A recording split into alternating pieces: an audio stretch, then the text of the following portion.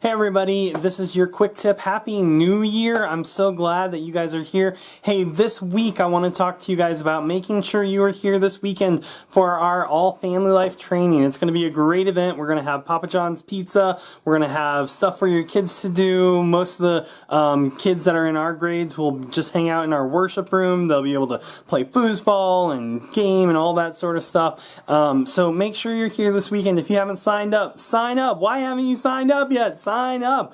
So make sure you sign up today in the email, and then also make sure you're looking around at your kids because they are sneakily growing on you. Right now is the time in the year when they start making a transition towards becoming the next year's grade of whatever they're in. So if you know your kindergarten or your first graders, a lot of the first graders are starting to actually be able to read stuff. So do more of the reading exercises with them. You don't have to read quite as much. Ask them to do it because they love to do it. This is a time to engage them in reading. Our second graders are just becoming way more equipped with everything. Our third and fourth graders are starting to ask a lot more why questions because that's just who they're becoming, and they're starting to question everything.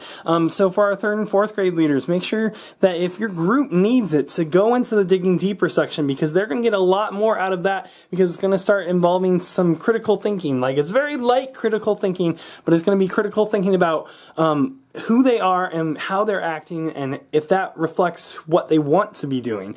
So make sure you're doing that. Our second graders, man, I love second graders. They're just in a really sweet spot of they just love listening and they love stories. So the more that we can go through the stories with them, you can go through like even more, even beyond the lesson that we learned today. They love stories. So all that connective tissue is great because it just makes sense to them. So make sure you guys are looking around. These kids are sneakily growing up on you, and we're halfway through the year, so they're going to be done before we know it.